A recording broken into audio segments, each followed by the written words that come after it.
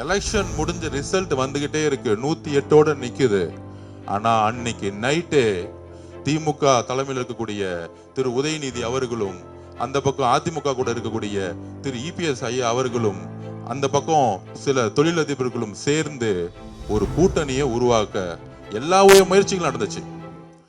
ஏன் அதிமுக இருக்கக்கூடிய சட்டமன்ற உறுப்பினர்களையும், சட்டமன்றத்தில் இருக்கக்கூடிய இப்ப முன்னாள் மாவட்ட செயலர்கள், இந்நாள் மாவட்ட செயலாளர்கள், எம்பிகள் எல்லாரும் வரும் பொழுது ஏன் வரவேற்கிறோம்? அதை மக்கள் மன்றத்துக்கு முன்பு நாங்க பதிவு பண்றோம். ஏன் பதிவு பண்ணோம்? நாங்கள் மக்கள் ஆட்சியை நம்புறோம். ஏன் வரவேற்கிறோம் அதிமுக தொண்டர்கள் அப்படின்னா, புரட்சி தலைவி அம்மா இறந்த பிறகு பொதுச் செயலாளருடைய முடிவுகள் அதிமுக தொண்டர்களுக்கு எதிராக இருந்துச்சு. அதனாலதான் 14-15 தோல்விகள். அந்த தோல்விகள் முடிந்த பிறகு தெளிவாக சொல்றோம், பிஜேபியோட சேர்ந்த மிகப்பெரிய தோல்விகளை அதிமுக தொண்டர்கள் எவ்வளவோ எலெக்ஷன்ல வேலை பண்ணி அவங்க சரி வேற வழி இல்லை, கட்சி போக வேண்டியதாச்சுன்னு இருந்தாங்க. ஆனால் மிகப்பெரிய சூழ்ச்சி ஒன்று உருவாக்குனாங்க. அதுதான் அதிமுகவுடைய தொண்டர்களுக்கு அவங்களுடைய ஒட்டுமொத்த அரசியல் வாழ்க்கையும் கேள்விக்குறிவாக்கி அவங்க புரட்சி தலைவி அம்மா இல்லையேங்கிற ஒரு வருத்தத்தோட இன்னைக்கு தமிழக வெற்றி கழகத்துக்கு வந்திருக்காங்க. அது என்ன சூழ்ச்சி? அந்த சூழ்ச்சி எல்லாருக்கும் தெரியும். இது தமிழக வெற்றி கழகத்தோட தலைவரோ நானோ சொல்லல. எலெக்ஷன் முடிஞ்ச ரிசல்ட் வந்துகிட்டே இருக்கு, 108 நிக்குது.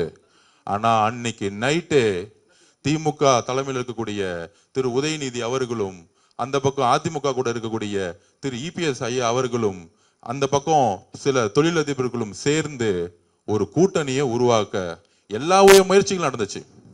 இப்ப லேட்டஸ்டா எம்எல்ஏக்கள் சொன்னாங்க, அந்த 47 பேரு எம்எல்ஏ மீட்டிங்ல பாண்டிச்சேரியில் நடந்துச்சு. அப்ப புதுச்சேரியில் நடக்கும் போது அப்ப என்ன சொல்லி சைன் வாங்கினாங்கன்னா, இபிஎஸ் அவர்கள் முதலமைச்சர் ஆவறதுக்கு நீங்க சைன் போடுங்கன்னு சொல்லியிருக்கிறாங்க. என்னுடைய கேள்வி அதிமுக பொதுச் செயலாளர் கூட இபிஎஸ் அவர்களுக்கு, உங்களுடைய எம்எல்ஏ நம்பர் என்ன? உங்களுக்கு 118 பேர் நீங்க ஜெயிச்சிட்டீங்களா? மக்கள் உங்களுடைய தலைமையை 3வது இடத்துக்கு தூக்கி போட்டிருக்காங்க. 47 எம்எல்ஏ உருவாக்கி 47 எம்எல்ஏ வச்சிருக்கவங்க எப்படி முதலமைச்சரா ஆக முடியுங்கிற நம்பிக்கையோடு புதுச்சேரியில எம்எல்ஏ மீட்டிங்ல எப்படி நீங்க எல்லா 47 எம்எல்ஏ கிட்டயும் சைன் வாங்க முடியும்? இதுதான் சிவிஎஸ் சண்முகம் கேள்வி எழுப்பினார். இதுதான் விஜயபாஸ்கர் கேள்வி எழுப்பினார். 47 எம்எல்ஏ வச்சுக்கிட்டு எப்படி நீங்க முதலமைச்சர் ஆக முடியும்? அந்த மீட்டிங்ல உண்மையை சொல்லல.